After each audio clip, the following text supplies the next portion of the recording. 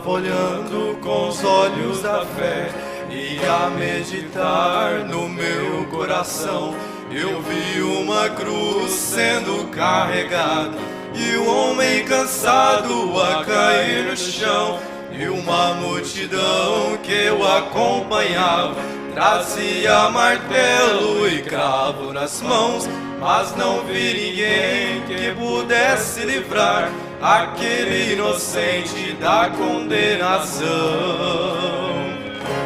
E quem carregava aquele madeiro era meu Jesus, e aqueles cravos eram para pregar o Mestre na cruz. E a multidão que eu acompanhava eram malfeitores, só não vi ninguém que manifestasse por ele o amor.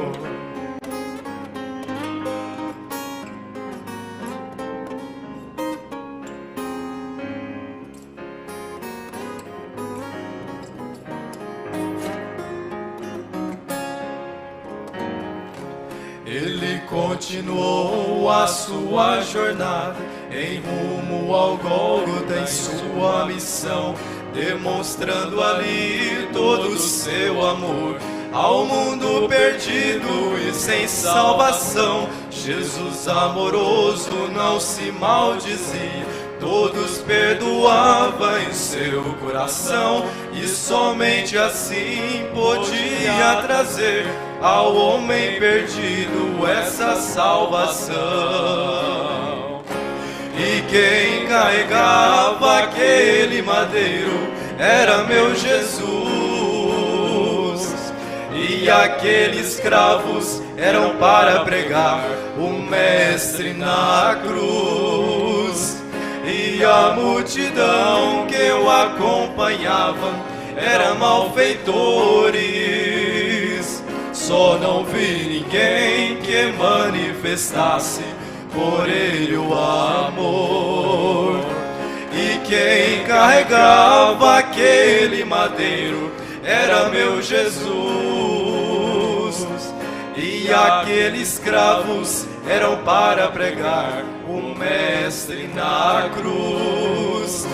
E a multidão que eu acompanhava era malfeitores, só não vi ninguém que manifestasse por ele o amor. Só não vi ninguém que manifestasse por ele o amor.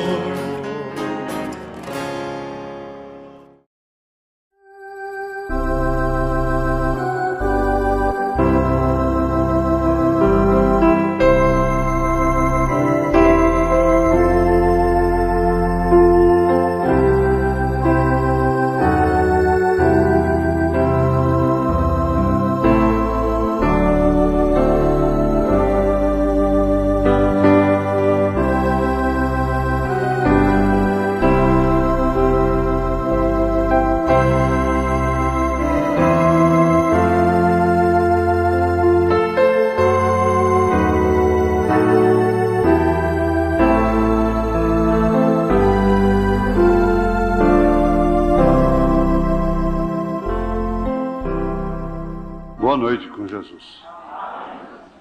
Vamos ficar de pé, irmãos. São Mateus capítulo 14, a partir do verso 22. É uma escritura muito conhecida.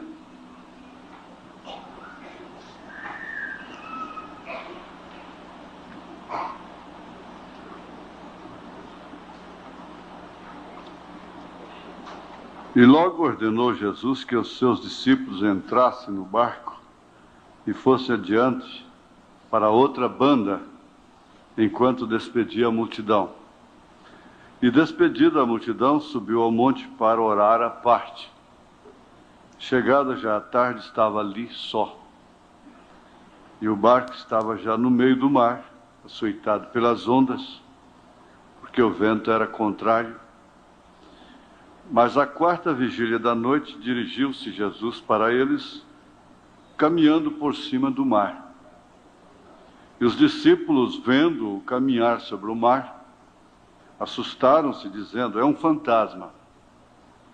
E gritaram com medo. Jesus, porém, lhes falou logo, dizendo: tende bom ânimo, sou eu, não temais. E respondeu-lhe Pedro e disse: Senhor, se és tu, manda-me ter contigo por cima das águas. E ele disse: vem. E Pedro, descendo do barco, andou sobre as águas para ir ter com Jesus. Mas, sentindo o vento forte, teve medo, e, começando a ir para o fundo, clamou, dizendo: Senhor, salva-me. E logo Jesus estendeu a mão, segurou-o e disse-lhe: homem de pouca fé, por que duvidaste? E quando subiram para o barco, acalmou o vento. Mais uma vez, Senhor Jesus, nós estamos aqui na Tua presença. É claro que sempre como necessitados, mas também como agradecidos, como quem tem muito que agradecer. O que mais precisamos, o que mais necessitamos, o que mais pedimos, é que nós possamos ser humildes de coração e arrependermos em tempo de alcançarmos misericórdia. Nós oramos, nós pregamos, nós cantamos pedindo a misericórdia, mas não podemos esquecer de que Raabe pediu a misericórdia, alcançou a misericórdia e ficou debaixo da misericórdia, não saiu de debaixo dela. Te pedimos isto em nome de Jesus Cristo. Amém. Assentai-vos.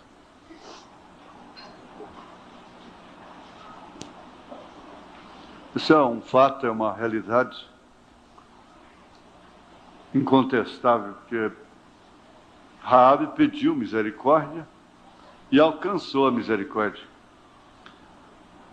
Mas o mais importante depois foi que ela ficou debaixo da misericórdia. Não existe misericórdia maior no século do que a mensagem.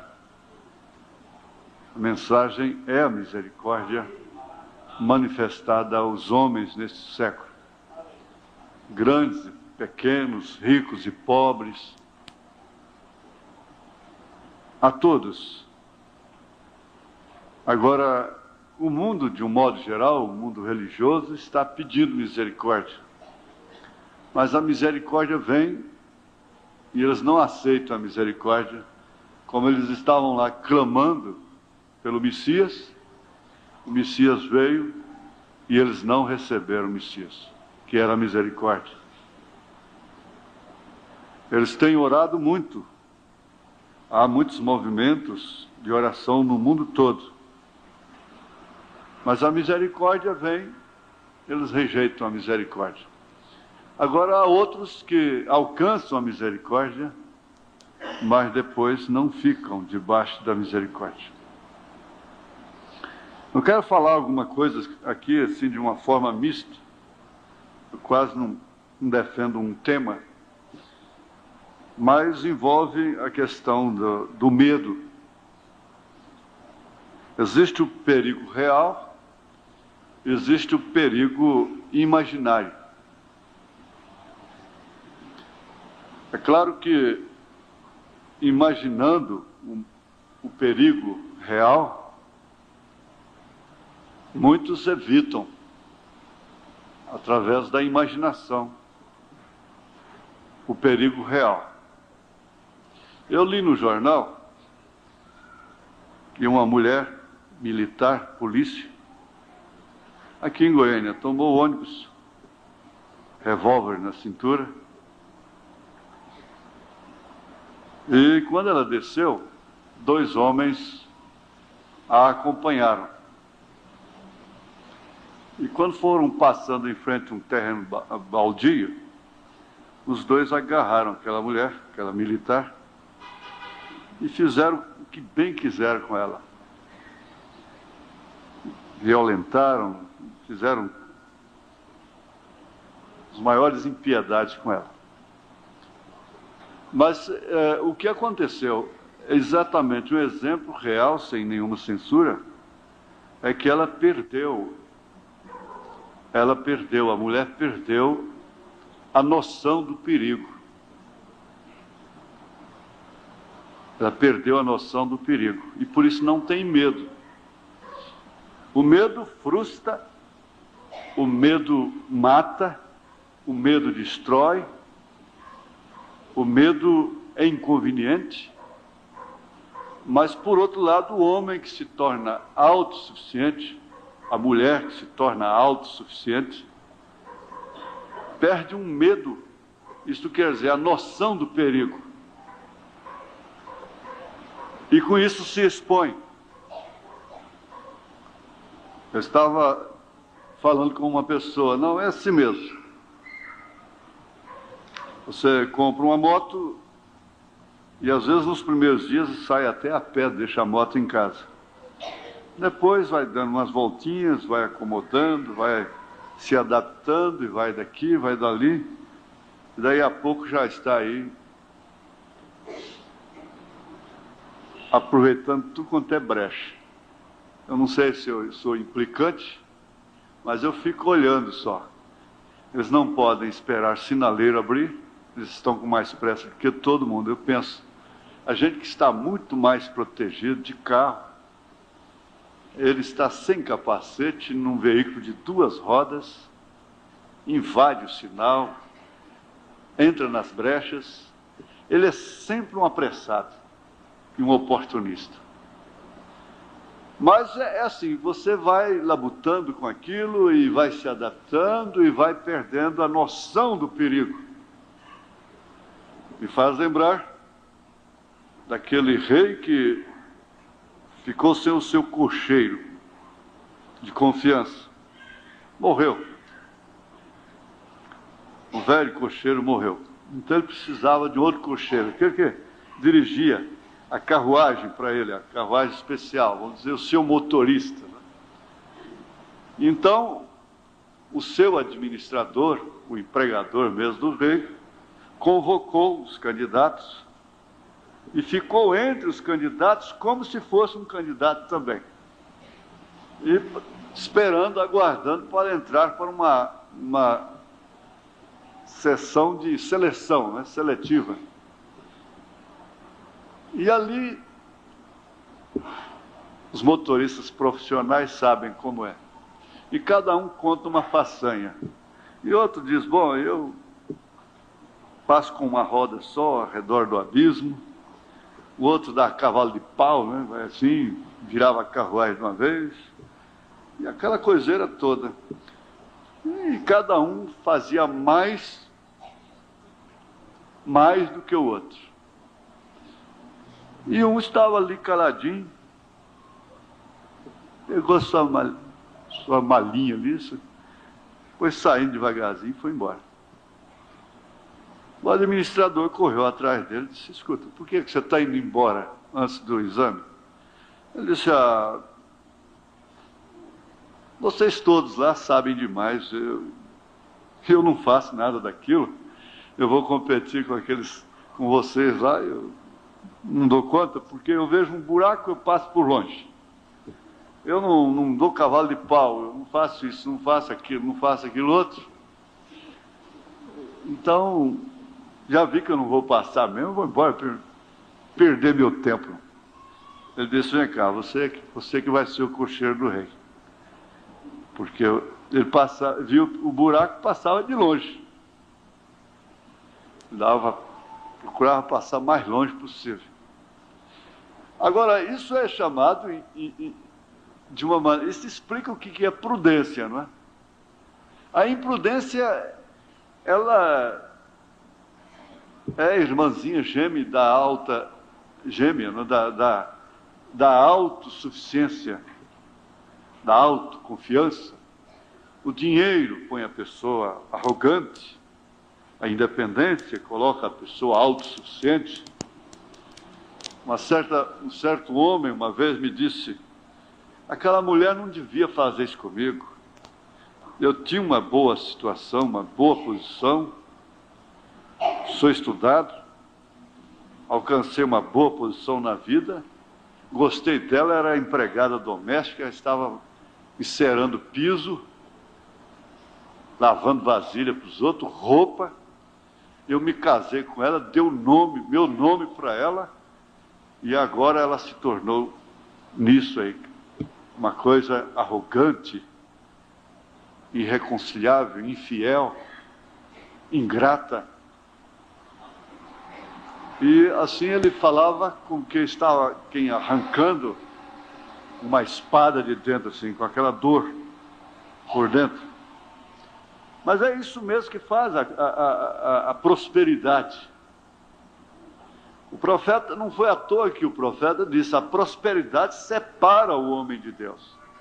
Tira o tempo da oração, tira o tempo da leitura, tira o tempo da igreja, coloca a pessoa sentimental e toda sensível e questionante, exigente, e vai assim por diante.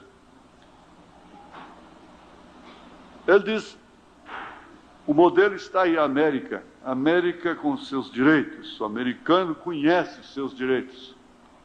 Quando um assassino é preso, tem que se ler os direitos que ele tem para ele.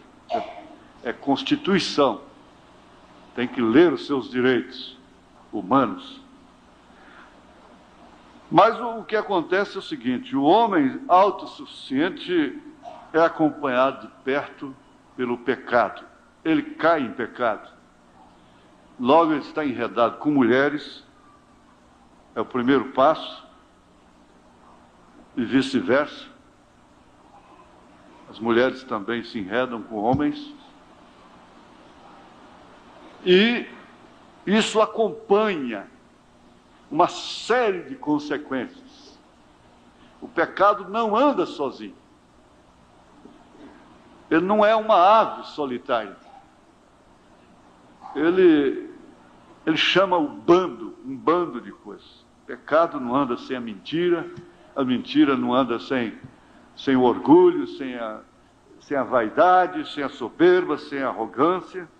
A mentira não anda sem dinheiro, e assim por diante.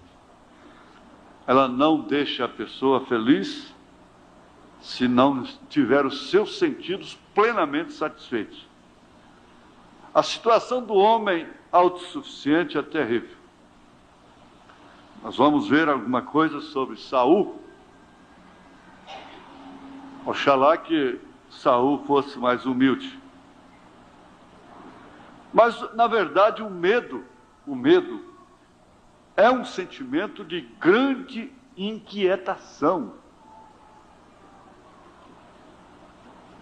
Isso é provocado ante a noção de um perigo real ou um perigo imaginário. Como vocês sabem, até uma certa idade eu sofri muito medo de noite, principalmente. E o barulho de um rato era um elefante para mim. Os cachorros ladrando de noite, e aquela coisa então se tornava tão sinistra, tão apavorante para mim, aquilo crescia. Por quê? Por causa das histórias de mula sem cabeça, de lobisomem, vampiros e coisas assim. Mas a verdade é isso, que é imaginário. Você encontra ladrão em cima da casa, e já está dentro de casa, e tudo através da imaginação. Se nós deixamos a nossa imaginação, a nossa mente ser invadida, nós vamos sofrer muito. E às vezes chegamos numa condição irreversível. Então você guarde isso. Isso pode ser real e pode ser imaginário. Agora, o homem que não tem medo de nada, ele se torna um autossuficiente. E a autossuficiência é isso, não atende a ninguém. Às vezes a pessoa pede de joelho chorando, ele não atende. A criança pede, os outros pedem, ele não atende, ele segue em frente. Não tem outro fim para esse homem, é morrer. Ele tem que morrer, ele tem que dar o lugar para outro. Ele tem que sair. Só resta uma coisa para ele, é a morte. Porque ele se torna tão seguro, tão confiante, que por fim não respeita os sentimentos de ninguém mais, massacra, pisa em pessoas, machuca as pessoas, fere seus sentimentos e segue em frente como se nada tivesse acontecido. Ainda antes de entrar aqui um pouquinho sobre Saul, eu quero advertir também sobre o sonho incerto. O sonho incerto causa medo. O sonho incerto causa traumas complexos. E conforme nós tivemos uma ligeira pré-eleição hoje de manhã, nós vimos que os pais são diretamente culpados por grandes traumas terríveis que suas filhas enfrentam, complexos, medo do casamento, como aquela moça disse para aquele psicólogo evangélico, estudante, um sociólogo também. Ela disse: eu tenho medo, tenho um trauma com o casamento, porque se casamento foi isso que eu vejo em casa, do meu pai com minha mãe, casamento é inferno, doutor. Eu disse: não é bem assim. E foi trabalhando com ela até mostrar também ao contrário. E o profeta disse: há muitos barcos que naufragam, afundam antes de chegar no porto, mas há outros que chegam no porto. Você deve olhar para aqueles que chegam no porto. Agora é tempo mesmo dos pais velhos já se consertarem e se porem ao lado de suas filhas e seus filhos, porque isso implica na sua salvação também. E partirem para o diálogo, para a compreensão. Seus filhos e suas filhas não são culpados de suas vã-maneiras, das nossas vã-maneiras que herdamos como tradição dos nossos pais. Há pessoas que herdam e vão passando, aquilo se torna hereditário. É um mal hereditário, aquela família assim, vai passando de mãe para filha, da filha para outra filha, e da filha para filha, e da filha para filha, por filho, e vai assim. Só casamento neurótico. Então é preciso pensar nisso. Dessas coisas precisam... Nós temos de ter medo. Nós precisamos ter alguém acima de nós.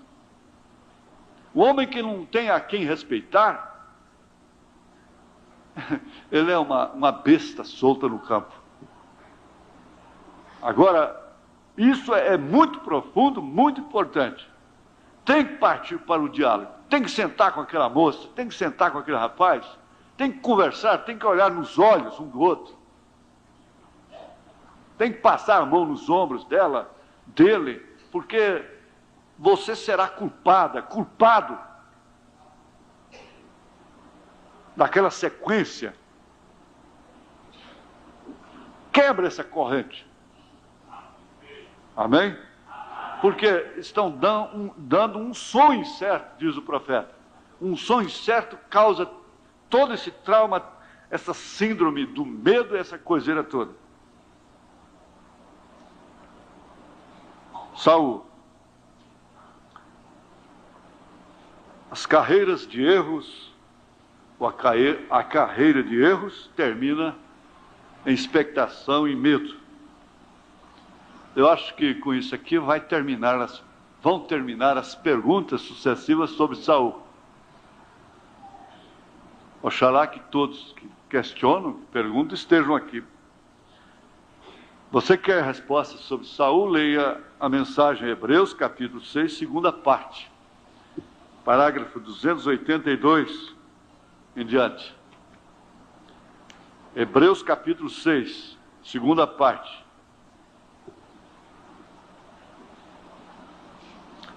Ele disse: eu quero lhe perguntar algo. Saul era um profeta e ele profetizou. E você sabe que ele era ungido de Deus. A Bíblia diz que ele era. Ele suicidou-se e se perdeu. Isso outra pessoa dizendo para o profeta. Eu disse: perdeu-se? Eu disse: a Bíblia declara que ele foi salvo. A Bíblia diz que ele foi salvo. Agora, se nós vamos... Tem hora que a gente... Eu digo, se o profeta disser, não é só a Bíblia não. Se o profeta disser que foi Jonas que engoliu a baleia, eu creio. Compreende? Porque ou eu creio no profeta ou eu deixo de crer no profeta. Uma das duas. Esse negócio de ficar em cima do muro não dá não. Crer no profeta só de acordo com o nosso entendimento, ele não cabe dentro de caixa de fósforo. A Bíblia declara que ele foi salvo. Agora o importante não é mais Saul ser salvo, o importante é eu ser salvo. Depois que ele se tornou um inimigo de Deus, ele permaneceu salvo. A Bíblia diz que foi. E além do mais, ele não suicidou-se. Mas a Bíblia diz, você dá a referência. A Bíblia diz. Não, espera um pouquinho. A Bíblia diz que ele caiu sobre sua espada. Um filisteu foi quem o matou. E Davi matou o filisteu. Aí, se permitirem, eu diria um amalequita, não é? Não, amalequita foi dar a notícia. E foi isso mesmo, amalequita. Davi matou o filisteu por tê-lo matado. Foi isso que Davi fez. Então, quando Saul desceu até a feiticeira, e ela chamou o espírito de Samuel, porque ele não havia entrado na glória. Ele estava naquela região dos salvos chamada paraíso. Esse paraíso não existe mais, que quando Jesus foi lá e os buscou e os levou. E então, quando Saul desceu, você tem que entender que Saul estava cumprindo um propósito de Deus. E então, quando Saul desceu, ele não havia entrado na glória. Ele estava no paraíso sob o sangue derramado de bois e bodes que não podiam tirar pecado. Mas ele tinha que ter um lugar para esperar, que é chamado de paraíso, até ele entrar. E é aí onde vocês católicos fazem confusão, vê?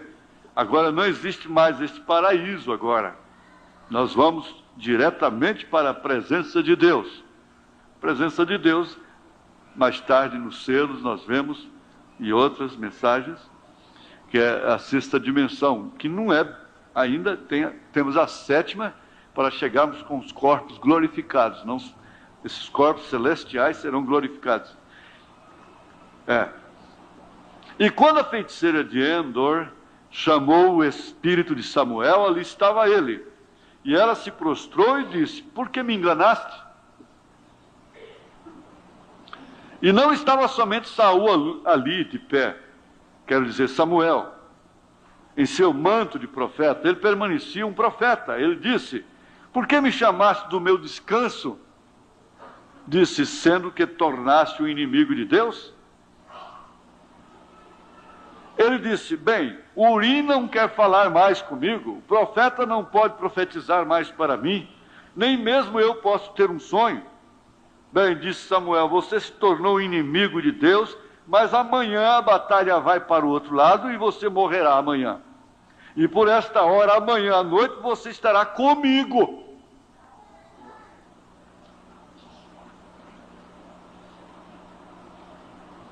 Se Saul estava perdido, da mesma forma estava Samuel, então.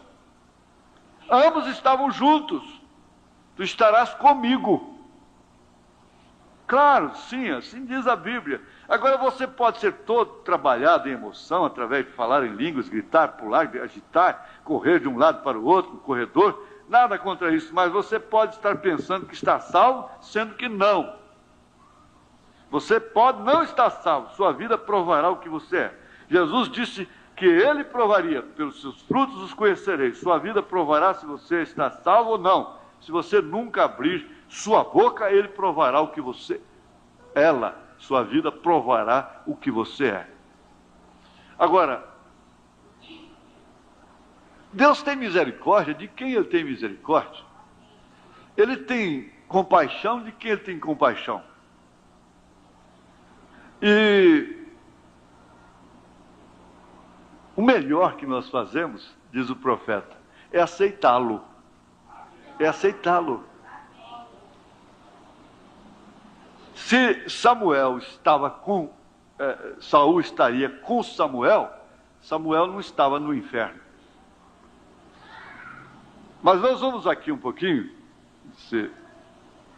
prossigamos até a perfeição. Agora, estamos falando sobre o perfeito, e se formos atrás disso, você descobrirá que o perfeito é o eleito. Vamos ver um pouquinho ainda sobre Saul. Cumprindo aquele propósito de Deus, ele cresceu o seu coração. Para começar, era um homem que sobressaía entre os demais, de todo o exército. E ele se tornou um homem autossuficiente. Agora, aquilo lhe trouxe muita amargura. Era um homem traumatizado, era um homem que tinha medo de perder o reino, como muitos têm medo de perder o ministério, e ficam procedendo como Saul. Mas é trauma, é medo, é complexo. E eles se colocam a perseguir. Bem, na verdade, que se ele fosse mais sensato, mesmo depois de errar, o que ele faria? Ele chamaria Samuel, ele diria: olha, a coisa melhor que nós temos que fazer é passar isso para o outro, para Davi. Vamos fazer isso com festa. Vamos fazer isso sem trauma. Vamos fazer isso sem contenda. Vamos colocar Davi no meu lugar. Na verdade, você me ungiu. Eu sou ungido do Senhor. O próprio Davi me respeita como ungido. Você sabe que eu sou ungido do Senhor. Mas eu já cumpri o meu ministério, a minha missão. Vamos coroar a Davi aqui com honra, com alegria, com festa.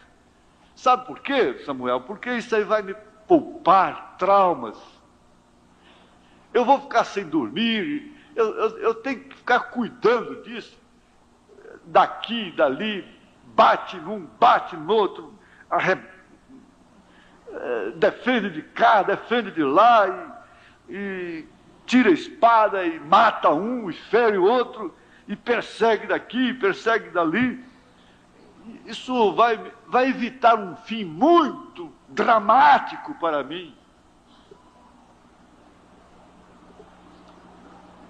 O povo não sofreria como sofreu, ele próprio não sofreria como sofreu, não teria causado o sofrimento que causou a Davi,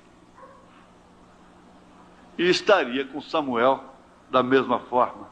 Mas o certo é que ele estava cumprindo um propósito. E conforme nós já temos aprendido, cada pessoa desta no Velho Testamento é um tipo que se cumpre agora no Novo Testamento e está se cumprindo no presente, e às vezes nós não estamos apercebidos.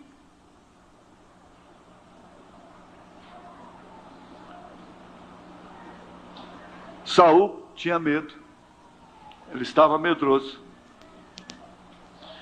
Mas eu quero agora, eu disse que é um assunto misto, eu quero passar aqui para a mensagem um guia, parágrafo 72. Eu simplesmente desejaria que você fizesse como Maria, fosse guardando no coração, porque amanhã você pode precisar disso. Ele disse: você já observou estes gansos selvagens? Os patos indo para o sul? Bem, agora recordem, aquele velho patinho nasceu lá em cima, num lago, em algum lugar. Ele não conhece o norte, sul, leste, o oeste. Ele nada conhece, exceto aquele lago localizado lá em cima, nas montanhas do Canadá. Ele nunca saiu daquele lago, porém ele nasceu um líder. Aquele patinho nasceu para ser um líder. E a primeira coisa, certa noite chegou uma grande nevasca do topo das montanhas. O que aconteceu? Aquela brisa fria desceu por ali. Eu posso imaginá-lo tremendo. Mamãe, o que significa isto? Bem, ele nunca havia sentido aquele clima frio antes. Ele começou a observar ao redor, da margem do lago, ele começou a se congelar, o gelo caía naquele lago, ele não sabia mais, de repente, como ele iria nadar sobre o gelo. Ele nasceu para ser um guia para aquele bando de patos. Ele pulará bem no meio daquele lago quando aquilo atingir. Você chame isto do que quiser. Nós chamamos de inspiração. Vem aquela reação natural. Acontece no momento exato. Você pode chamar isso apenas de instinto, seja o que for. Mas o certo é que ele chegará bem no meio daquele lago, soltará aquele grito selvagem para cima, e irá ronk, ronk, ronk, ronk, ronk, e cada pato naquele lago virá imediatamente até ele. Por quê? Eles conhecem seu líder apenas pelo seu modo de grasnar. Apenas pelo seu modo de grasnar. Se a trombeta dá um som incerto, quem pode se preparar para a batalha? Certo? Quem pode se preparar para a batalha se a trombeta dá um som incerto? Se aquele patinho dá um grasnado incerto, quem se preparará para o voo? Aquele velho patinho abrirá seu biquinho ali, ronk, ronk, honk, honk, e cada patinho se aproximará dele, honk, honk, honk, honk, honk. Ei-los, terão tal jubileu bem ali no meio daquele lago, apenas virando, virando. Após algum tempo ele sente isso se movendo sobre ele. Ele tem que partir. Ele abaixará suas asinhas e voará daquele lago, subirá no ar e fará 4 ou 5 voltas. Ele vai tão diretamente para Louisiana, o quanto pode ir cada pato atrás dele, ronk, ronk, honk, honk. Ali vai ele. Deixou o seu lugar, de onde ele pensava que nunca sairia. Mas quando a nevasca chegou, coisa que ele nunca tinha visto antes, e começou a congelar o lago, então aquilo que você pode chamar de instinto, foi uma inspiração para ele. Ele entendeu que era hora de sair dali. Por quê? Ele é um guia, amém? Os patos conhecem seu guia, mas a igreja não conhece. A igreja não sabe o que fazer muitas vezes. Agora, se Deus dá a um pato senso suficiente para saber como escapar do frio, como ele deve ter dado isso à igreja? Se um pato pode fazer aquilo por um instinto, que tal o Espírito Santo na igreja?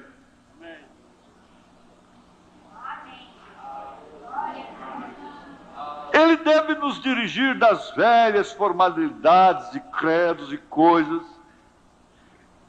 Ele deve nos tirar desta vida tacanha, oprimida, miserável, que herdamos dos nossos pais, como na linguagem de São Pedro.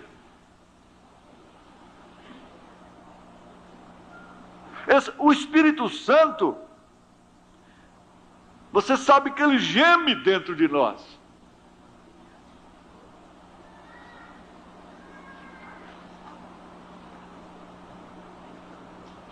E onde esse Espírito Santo está, há virtude, há conhecimento, há paciência, há santidade, há diálogo, há conversa entre pais e filhos, há compreensão mútua. O crente que tem o Espírito Santo não pode ser uma pessoa ignorante, estúpida, indiferente.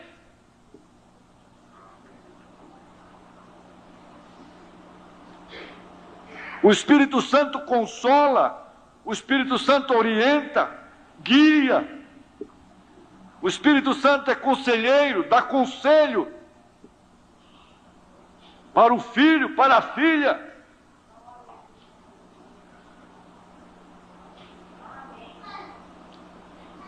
O Espírito Santo tem que te usar para os fins pelos quais ele está na terra. Ele não está na terra somente para ornar a igreja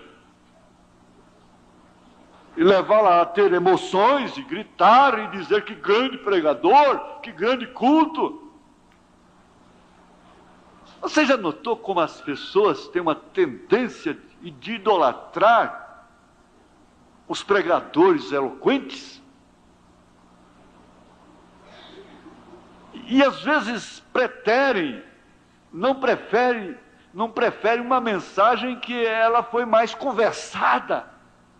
Não preferem uma mensagem que foi com mais raciocínio. Preferem um sermão eloquente.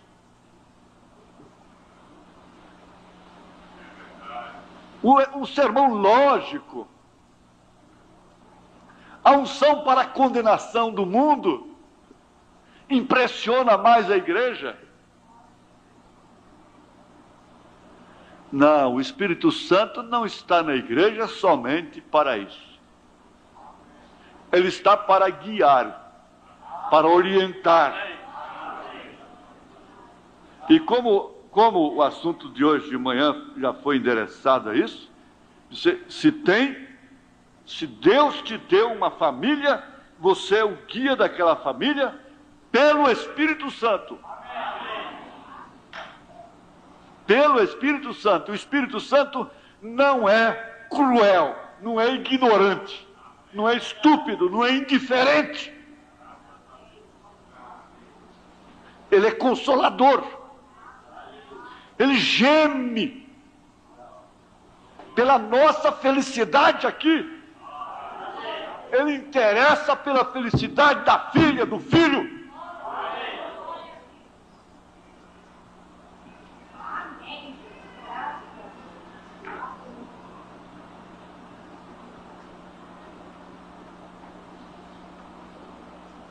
Isto é a que o verdadeiro guia levará. Ele não está aqui simplesmente para soprar uma queimadura.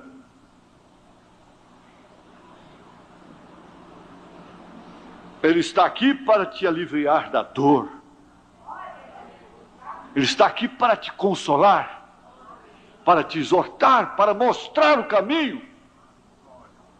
E quão confiante fica aquela filha com aquele pai que conversa, que orienta, que mostra um testemunho para eles.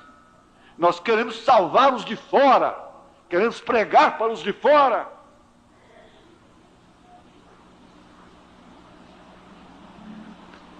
Ele não está ali soprando na queimadura, o que faz é piorar.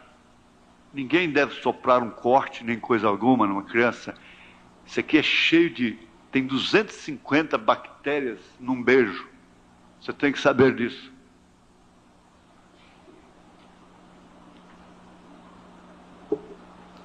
Ninguém deve soprar corte nenhum. E o Espírito Santo não está aqui para isso.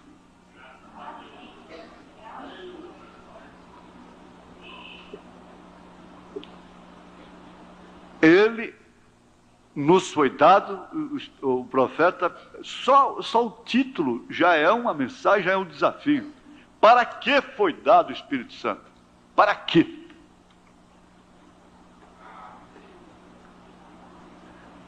Ele é mais do que psicólogo, psiquiatra, neurologista, ele é mais do que tudo. Não existe psicólogo maior do que o Espírito Santo.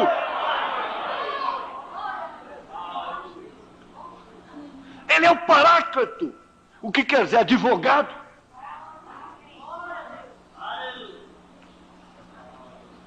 O que disse Paulo, se não me falha a memória, aos Romanos capítulo 8. Que disse Paulo? Ele diz assim, no capítulo 8, verso 26, 25. Mas se esperamos o que não vemos, com paciência o esperamos. E da mesma maneira também o Espírito Santo ajuda as nossas fraquezas. Minha irmã, meu irmão, se o Espírito Santo está em você, ele vai... Olha, um espírito, tanto mal quanto o bom espírito, é inofensivo e inoperante até que ele possa encontrar alguém a quem possa usar. O Espírito Santo precisa do homem, precisa da mulher, para fazer isso, para ajudar. Não tem uma hora mais difícil para a mocidade do que esta que estamos vivendo nesta era. Da mesma maneira, também o Espírito Santo ajuda as nossas fraquezas, compreende os nossos erros, salva o Saul, leva o Saul para junto de Samuel. Se quer, bem, se não quer, foi. Se aceita, foi. Se não aceita, foi. E se eu não aceitar que Saul foi para o paraíso com Samuel, é perigoso eu não acreditar que eu vou salvo também. Porque nós às vezes pegamos as pessoas, os tipos na Bíblia, por nossa conta própria. E isso tem que ser feito através do profeta. Porque não sabemos o que havemos de pedir, como convém, mas o mesmo Espírito intercede por nós com gemidos inexprimíveis. Gemidos inexprimíveis.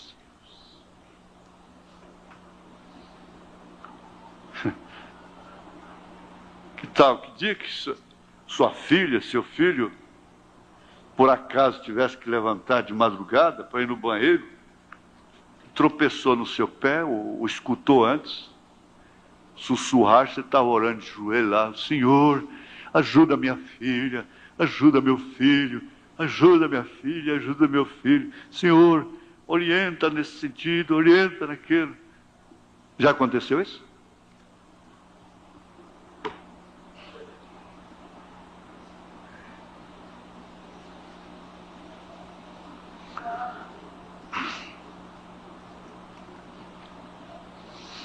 Domingo passado nós vimos aqui, foi Jeremias 12, foi 12, né? Se te fadigas correndo com homens que vão a pé, como poderás competir com cavalos?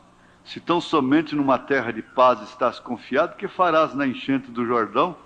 Porque até os teus irmãos e a casa de teu pai, eles próprios se hão deslealmente contigo. deslealmente, desonestamente. O marido não é só desonesto quando ele pega outra mulher, não. Ele é desonesto em vários sentidos. A mulher não é só desonesta quando ela sai com outro homem, não. Desleal. Eles mesmos clamam após ti em altas vozes. Não te fiz neles ainda que te digam coisas boas. Por quê? São desleais.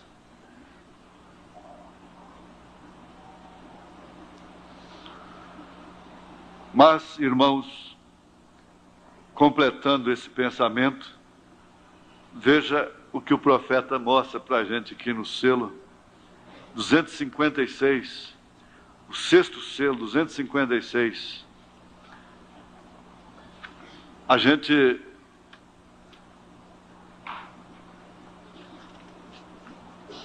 erra muito, erra demais, erra mais do que acerta, desobedece mais do que obedece, fala mais do que devia falar, come mais do que devia comer, pensa mais do que devia pensar.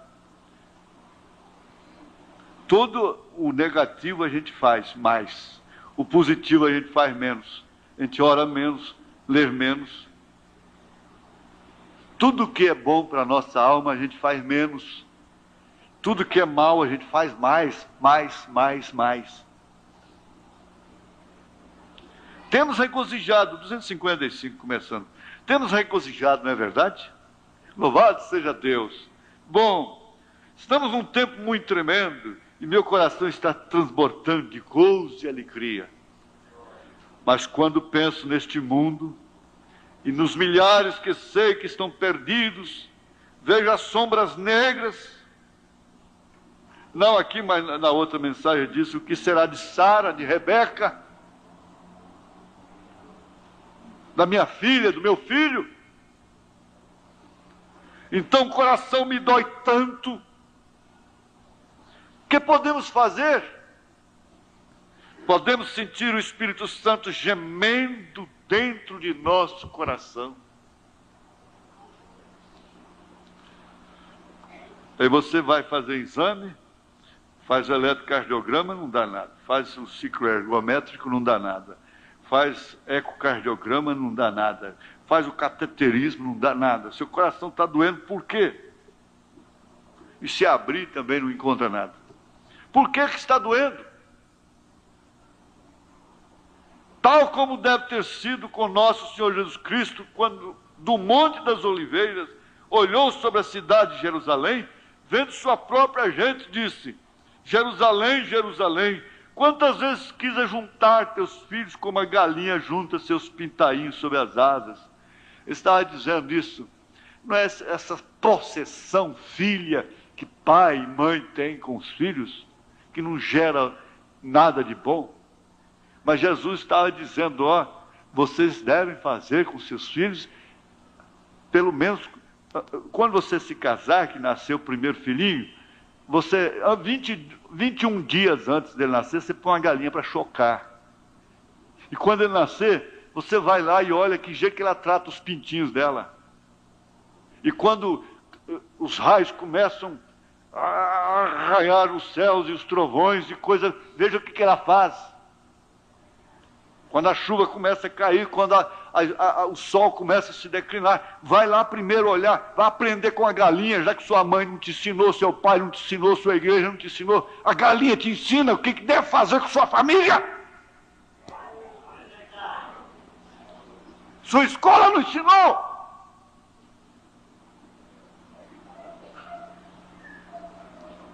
Aprende com a porca.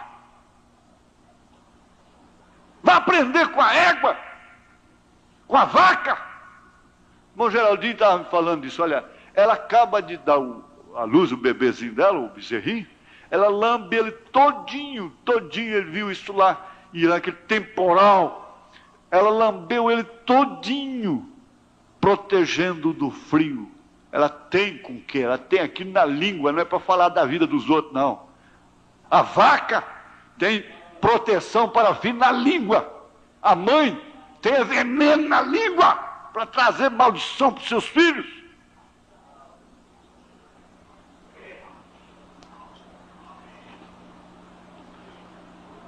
Mas não foi o que Isaías disse? Não foi o que Salomão disse?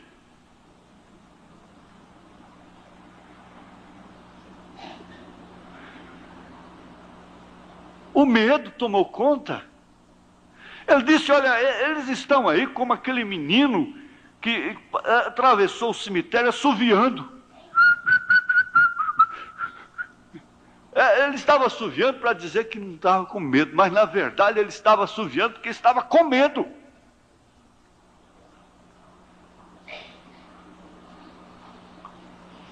Mas quantas vezes eu quis te ajuntar como a galinha junta os seus pintainhos?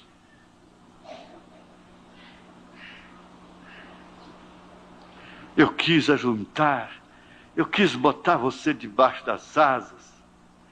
Por quê? Por que ele tomou a galinha? E não quiseste? Não é o que ele está fazendo conosco, não é o que ele quer fazer. Gente, por que tanta mágoa, tanta dor, tanto sofrimento, tanta contradição, tanta criança sofrendo? Por que tantas mocinhas desorientadas? Rapazes, adolescentes ainda.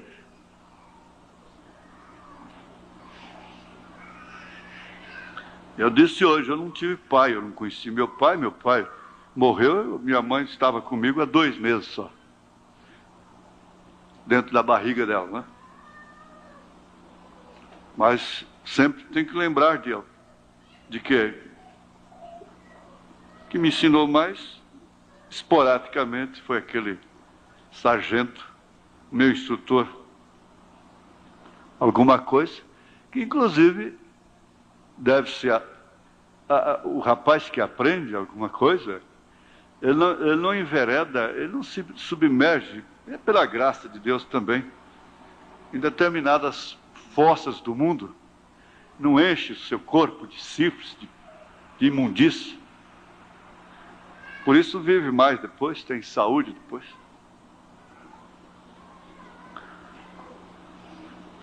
Aqui está a mensagem. O casamento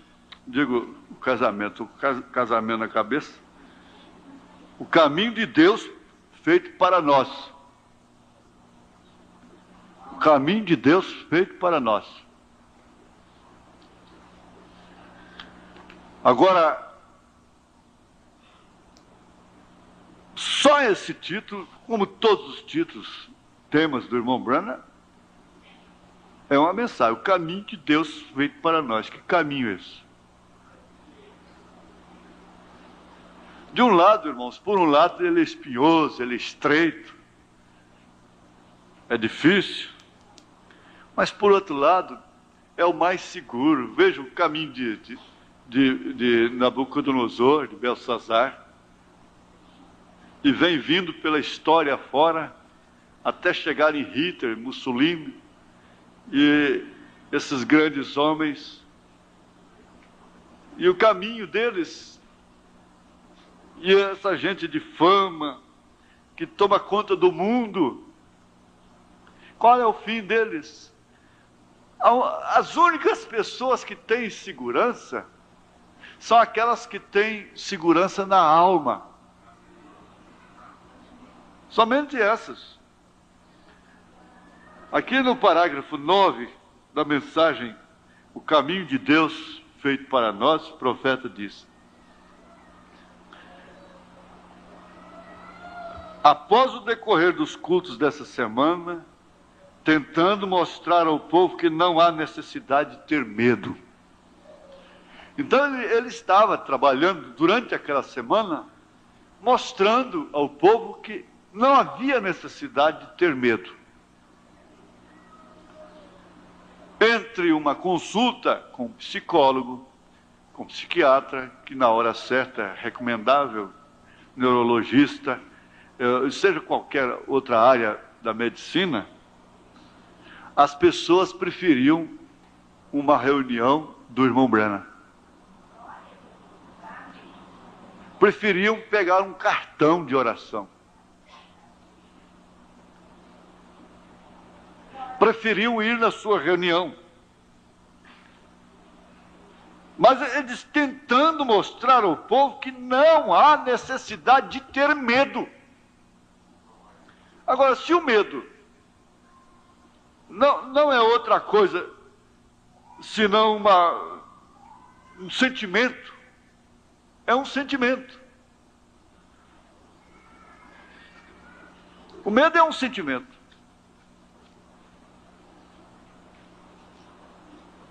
Ele deve ter um apelido lá dentro da casa dele que chama ele de dúvida também. Uma coisa assim. O medo, uma inquietação ante a noção do perigo, de um perigo real, que existe realmente, ou de um perigo imaginário. Então, ele estava trabalhando, e a primeira coisa que nós temos que tirar é medo do imaginário. Ele fala daquele homem que o carro enguiçou, precisou de uma chave de roda, e viu lá uma casa lá para dentro da estrada, assim, e ele já saiu de cá. Ele não vai me emprestar. Ele não vai me emprestar, ele não vai me emprestar, e foi assim até chegar lá, dizendo, ele não vai me emprestar, ele não vai me arranjar a chave. Não é mais ou menos assim? Ele não vai, ele não vai, ele não vai, ele não vai.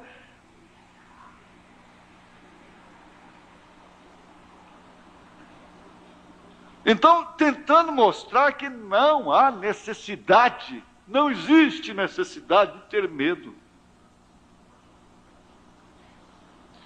Nós vamos fazer uma pergunta aqui. Quantos, honestamente, pelo que vivem agora, se estivessem dentro daquele barco, com os discípulos, com os apóstolos, estivessem lá dentro, e lá pela 4ª vigília da noite, lá pelas o quê? 3 horas da manhã? Por aí? No meio do mar, açoitado pelas ondas, porque o vento era contrário. E de repente, vem lá um vulto, uma coisa ali caminhando sobre as águas.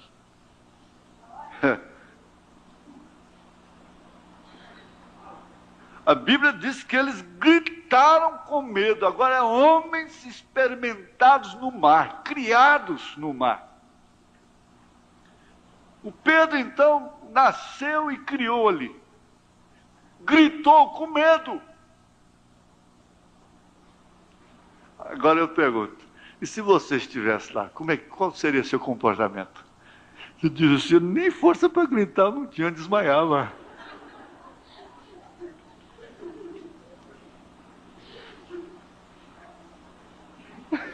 Aquele ali dentro da canoa.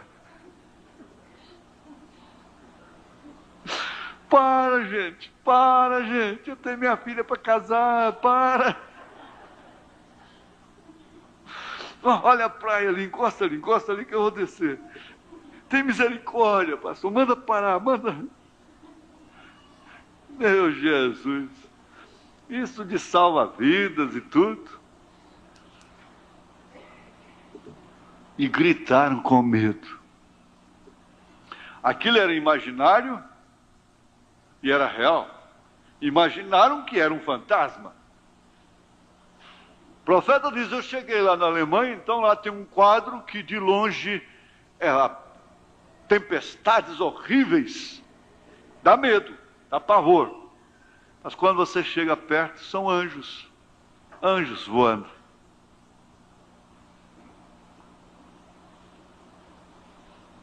Não há necessidade de ter medo.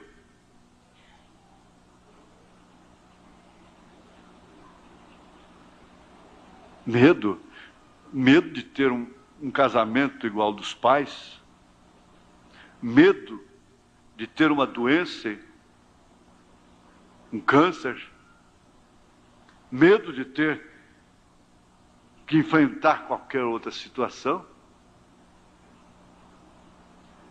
Mas agora o profeta diz aqui, ó, a pior, veja aqui, ó, preste atenção.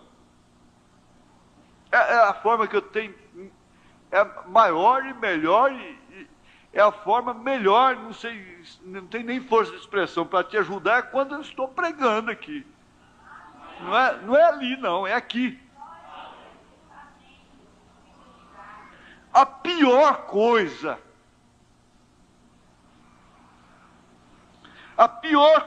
que o diabo pode colocar em você, o que é? É o medo.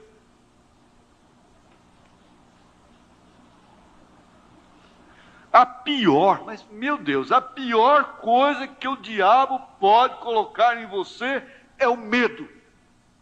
É essa sensação, esse sentimento que provoca inquietação. A casa fica inquieta. Uma irmã botou uma família toda em pânico. Mas que falta até de maturidade daquela irmã, por causa de um sonho.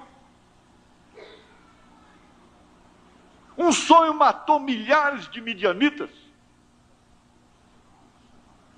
Ficaram com medo da espada de Gideão, porque um soldado teve um sonho, contou e pronto. Botou todo mundo em pânico. Gideão não teve muito o que fazer. Um sonho fez.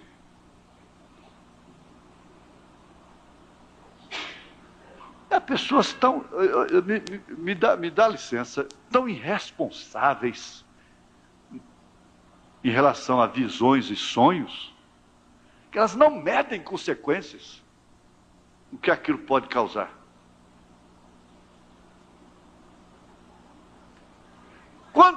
Quantas pessoas tiram a sua família da fé até, por causa disso? Agora ela teve um sonho, e aquele tipo de gente idolatrada, não é? E então a família toda em pânico por causa do sonho. Quer dizer que se o profeta, se tiver que ir ao encontro do profeta, e depois de sofrerem tanto, depois de rolar na cama, depois de perderem sono, depois de agitar tudo, e tem que ir ao encontro do profeta para interpretar o sonho, porque senão,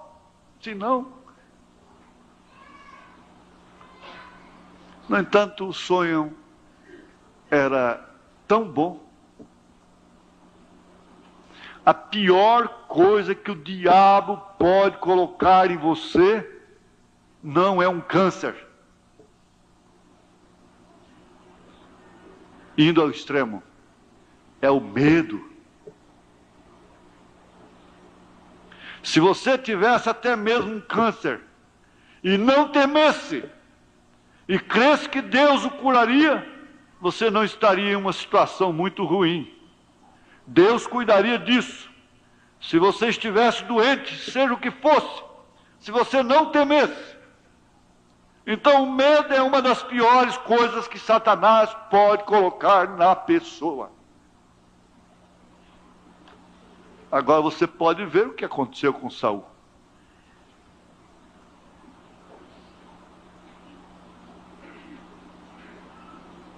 Agora, esta semana, eu tentei provar, através da Escritura, que o homem que é nascido de novo no reino de Deus não tem nada a temer.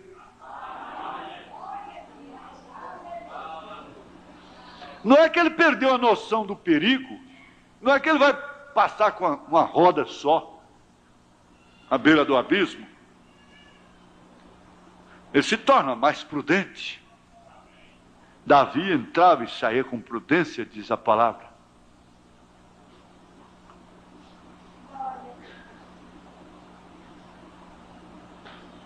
Sempre, sempre, sempre, sempre, o homem que está errado não tem confiança. Ele é atacado pelo medo. Eles chegam a dizer: quem não deve não teme. Você está absoluta seguramente salvo em Jesus Cristo. E Jesus disse: todo aquele que o Pai me tem dado, ele disse, virá a mim. Ninguém pode vir a não ser que o Pai chame.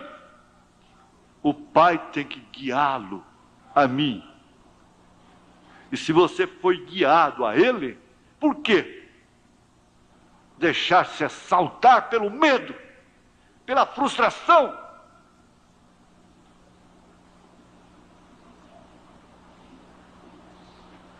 Então, quando chegou a hora e a demonstração, Israel parou ali diante do mar. A vereda de Deus dirigiu através do mar. Então Deus olhou para baixo através da coluna de fogo.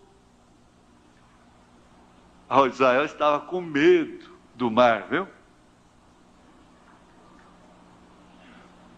Com medo, com razão. De um lado montanhas, do outro lado atrás Faraó, na frente o mar. Mas o profeta diz: olha, quem ficou com medo foi o mar. O mar ficou com medo do olhar de Deus. O mar teve medo e se moveu para trás. Israel atravessou em terra seca. A vereda de Deus guiou através disto. Por isso ele disse: se Deus pôs isso no seu coração, faça de todos os modos. Você tem que dizer não para o diabo.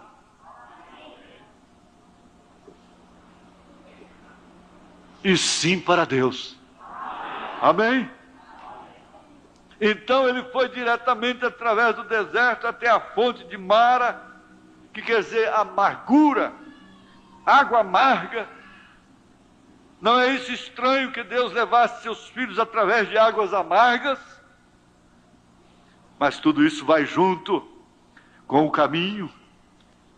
Mas quando ele estava ali, o remédio para as águas amargas estava de pé na margem. Quando a coisa fica muito escura, você pode sentar ali e ficar esperando. Eu quero ver de que jeito que Deus vai fazer desta feita. Há pessoas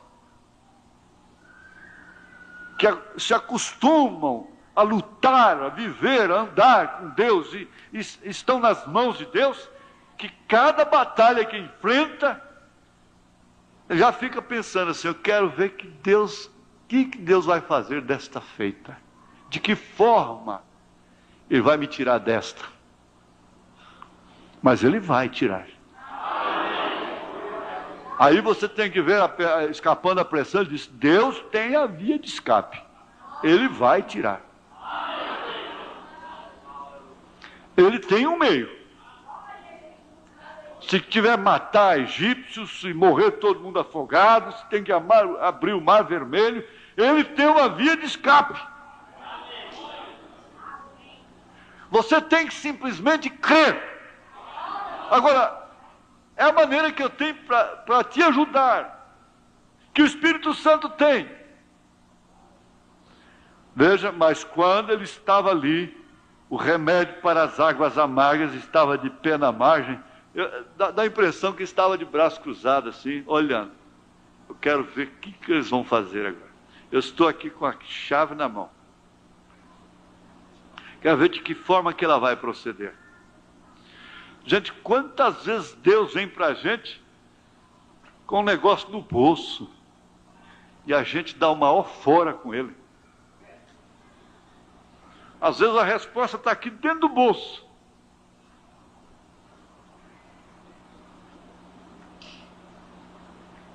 Quantas vezes isso acontece?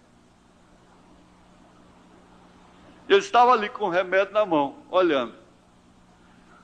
Mas porque nos tiraram do Egito e aquilo me doeu muito. Então o que a gente ouve? Aquilo dói, aquilo me feriu, aquilo outro. Isso é amargo demais. Lá pelo menos água a gente tinha, lá pelo menos carne a gente tinha, lá pelo menos isso, pelo menos aquilo. Ele está só olhando, só observando. A coisa, o doce estava na mão. Era só fazia assim, a água ficava doce. Olha lá, Moisés, toca com essa vara aí na água. Faz qualquer coisinha, joga. Mas ele estava ali só observando. Ele disse que Deus ficou assim quando os 3 jovens estavam sendo amarrados e mesmo caminhando para o lado da fogueira, da fornalha. E os anjos inquietos ali. E Deus, quieta, Gabriel, quieta, desgostoso, espera aí um pouco. Para.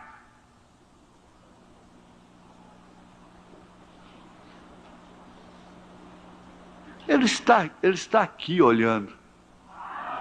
Ele está lá na sua casa, naquela hora. Você não fica com vergonha depois, não? O irmão não fica com vergonha depois? Mas a gente tem hora que a gente fica com vergonha de Deus e depois não tem coragem nem de orar. Que a gente faz um pampeiro dentro dessa caixinha aqui. Faz um pampeiro dentro dessa coisa teimosa aqui, ó. Uma coisa que a gente precisava ver de vez em quando é caveira. São os buracos aqui. Sabe, caveira de vez em quando. Você vê o que tem dentro daquela coisa ali. Fala assim, ali está eu daqui a uns tempos. E dentro disso aqui tem um computador que não tem computador igual. Que não é usado nem 10%. E que guarda tanta coisa, e que não esquece de tanta coisa, e que esquece de tanta coisa, mas está lá guardado, e neurônios, e células, e não sei mais o que, e está tudo ali dentro, e tudo quanto é imaginação, e problemas, e lançando bombardeio para o coração direto, míssil no coração.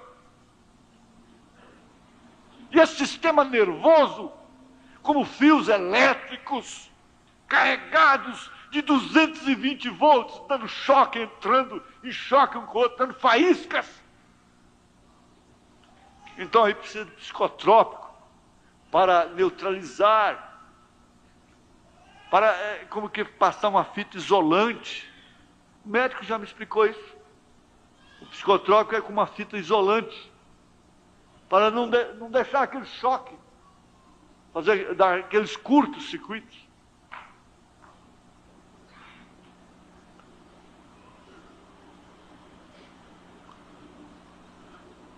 Mas lá estava ele com o remédio na mão. Que coisa. Quem sabe muitas vezes ele volta. Até que eu estava com o que você queria na mão, mas você me tratou dessa forma, então o que eu vou fazer?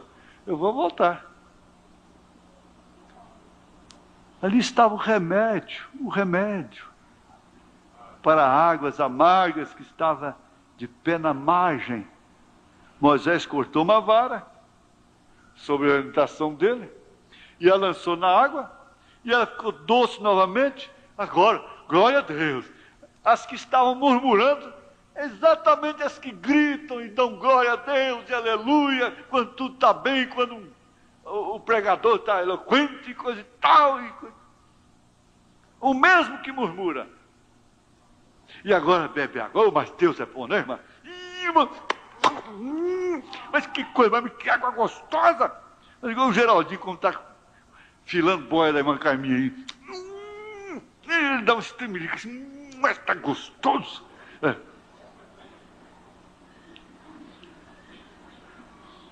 Fila boia. Ele vem aqui, ó.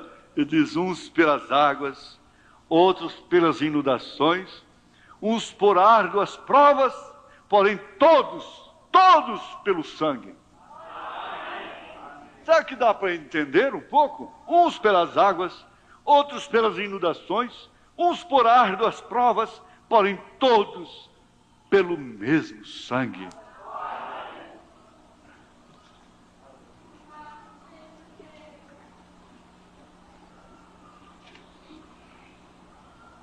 O importante é estar no caminho. problema de Saul, todo o sofrimento que ele trouxe sobre si mesmo e sobre o povo, foi somente isso. Nós já ouvimos e vamos repetir aqui, ó. Crendo em Deus, parágrafo 41.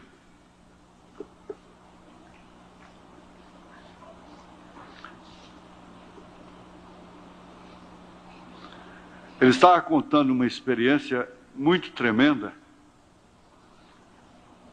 E quando chegou aqui, ele disse uma coisa muito profunda. Deus sempre está ali naquele momento crucial.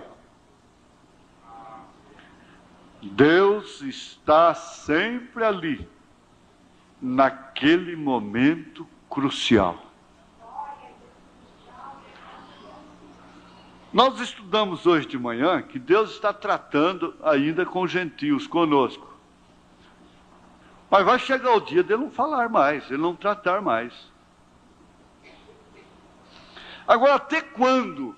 Como? O que teria que acontecer de fato? Porque aqui diz, e os discípulos vendo-o caminhar sobre o mar, assustaram-se dizendo, é um fantasma, e gritaram com medo. Jesus, porém, lhes falou logo dizendo, tem bom ânimo, sou eu, não tem mais. Então Pedro já criou tanta coragem, tanta ousadia, que diz, se és tu, Senhor, manda-me ir ter contigo por cima das águas. Era seu medroso. Agora você quer andar também, igual o mestre. E ele disse, vem. E Pedro, descendo do barco, andou sobre as águas para ir ter com Jesus.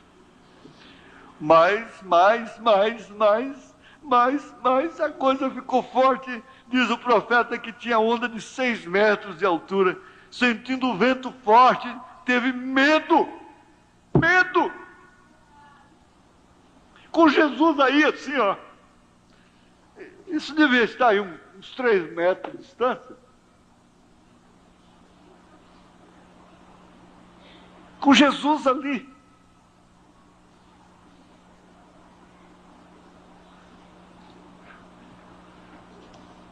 Agora ele não está com você. Você sabia que Jesus não está com você?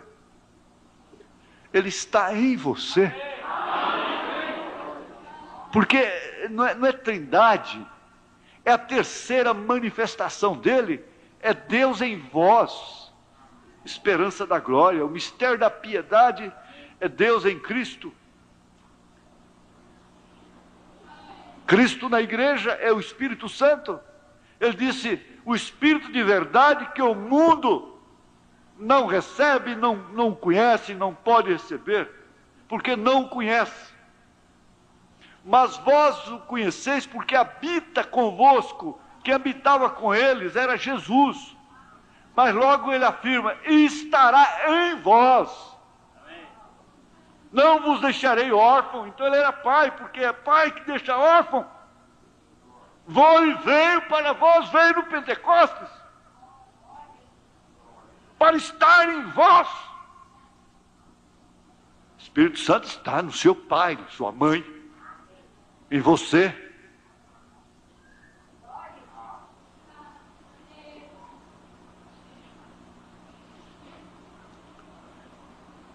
E vendo o vento forte, teve medo.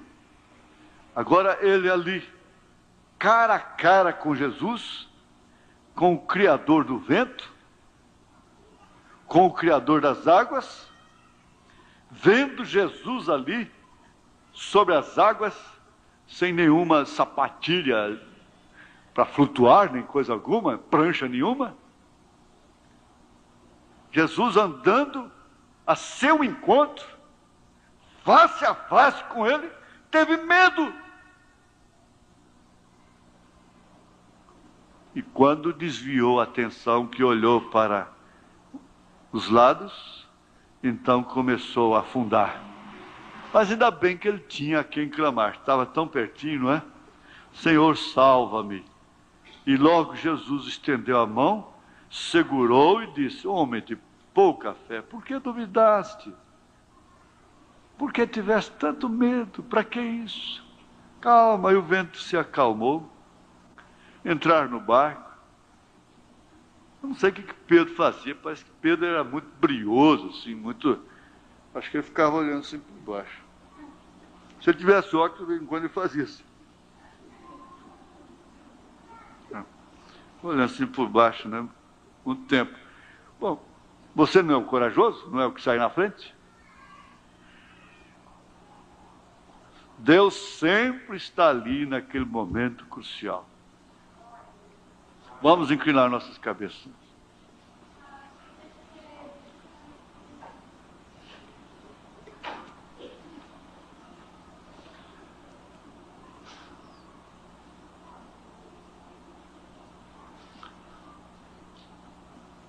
Senhor amado, se Pedro teve medo, quanto mais nós. Mas a tua palavra diz que ele teve medo porque ainda não tinha passado pelo Pentecostes. Depois ele não teve medo mais. Ele não teve medo de morrer. Ele não teve medo de cumprir seu ministério até a morte. Então o que nós precisamos realmente é examinar a nós mesmos e crermos que somente o Espírito Santo poderia nos levar a crer nesta mensagem. E se Ele nos levou a crer é porque Ele está em nós.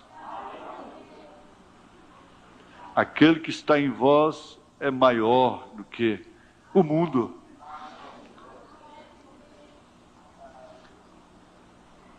Então, Senhor, agora, dê que cada pessoa, eu sei que aqueles que estão passando mais necessidade, enfrentando mais lutas, mais dificuldades, mais dores, tendem a ficarem mais compenetrados, mais em comunhão, ouvirem com mais atenção. Porque, diz o profeta, infelizmente precisa de uma emergência. Mas nós estamos aqui todos na mesma condição. Uns pelas águas, outros pelas inundações, outros enfrentando dores, temores, complexos, traumas, tantas outras coisas, ameaças de enfermidades, sintomas, mas o Senhor está falando conosco que não há necessidade de ter medo. Minha filha, não há necessidade de ter medo. Meu filho, não há necessidade de ter medo. O medo não vai te ajudar em nada. Então volta para casa ancorado, descansado. Lance sobre Ele todas as vossas ansiedades, porque Ele tem cuidado de vós. Ele não é um pai irresponsável. Ele é responsável pela sua igreja. Ele está com ela, Ele está nela, em todos os momentos. Aleluia, glória a Deus. Se Ele cuida dos pássaros, dos lírios do campo, Ele cuidou de Israel lá no deserto, mesmo dos murmuradores, Ele cuidou deles. Volte para casa. Fala dentro de você mesmo, não precisa falar em voz alta não, fala dentro de você mesmo. Eu não tenho necessidade de fazer alvoroço, de ter medo. Eu não tenho necessidade. Eu não preciso disto. Que o mais forte está em mim. Está comigo. Não importa o quanto esteja doendo, não importa o quanto esteja escuro, Ele está dizendo, não tem necessidade de você ter medo.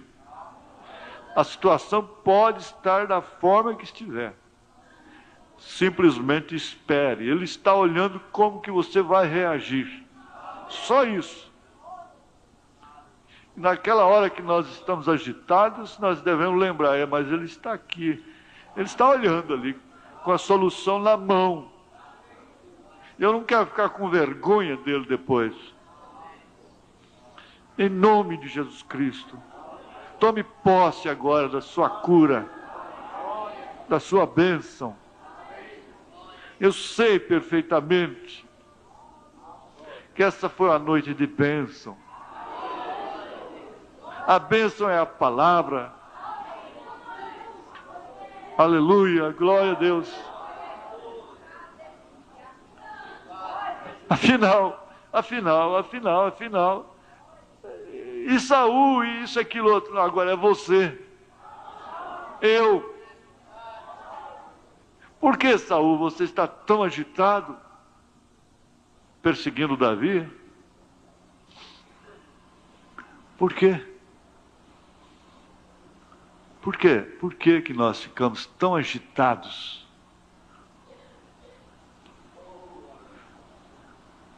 Quer dizer, uma meditaçãozinha essa semana, você pegar a mensagem véu adentro e meditar nela, vai te ajudar demais mesmo. Vai te ajudar demais. Pegue a mensagem véu adentro, pensando nisso. A maior batalha jamais pelejada, a fé perfeita, crendo em Deus. Vocês estão armados, vocês estão abençoados.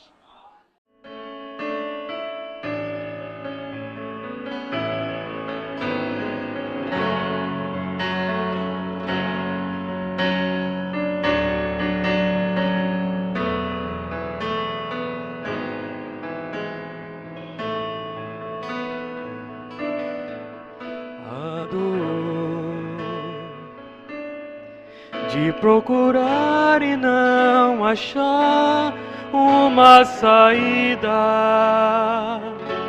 É tão sofrido ver alguém perder a vida. O desespero toma conta do coração.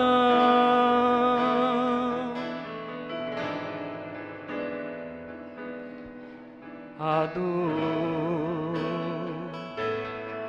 de se chamar a petição não respondida,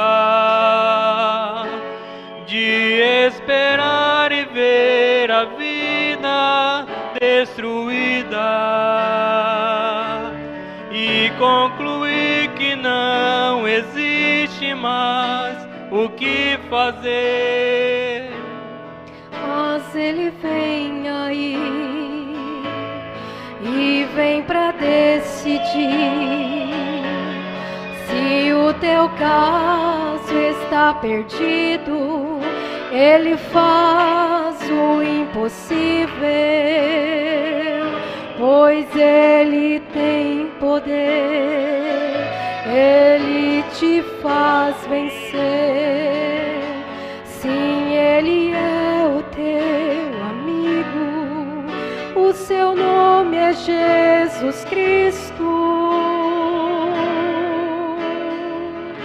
Sim, foi Ele quem apareceu depois de 4 dias que Lázaro morreu. Naquela tumba fria já não existia uma esperança, uma solução. Sim, foi Ele mesmo quem falou, e Ele é a vida e a ressurreição. Quando ele disse: Lázaro, sai para fora, ele surpreendeu aquela multidão. Ele vai além da medicina.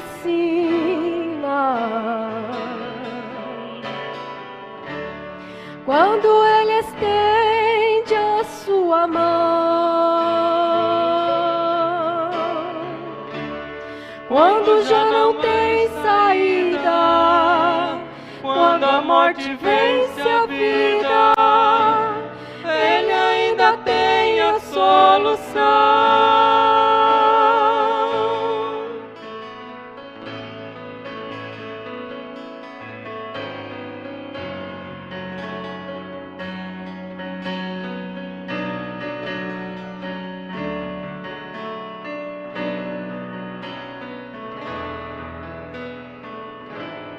Mas ele vem aí e vem pra decidir se o teu caso está perdido. Ele faz o impossível, pois ele tem poder. Ele te faz vencer. Sim, ele é o teu amigo, o seu nome é Jesus Cristo. Sim, foi ele quem apareceu depois de 4 dias que Lázaro morreu. Naquela tumba fria já não existia uma esperança, uma solução. Sim, foi ele mesmo quem falou, e ele é a vida e a ressurreição. Quando ele disse: Lázaro, sai para fora, ele surpreendeu aquela multidão. Ele vai além da medicina.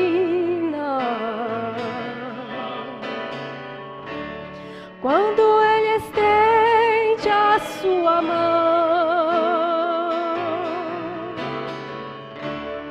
quando já não tem saída, quando a morte vence a vida, ele ainda tem a solução.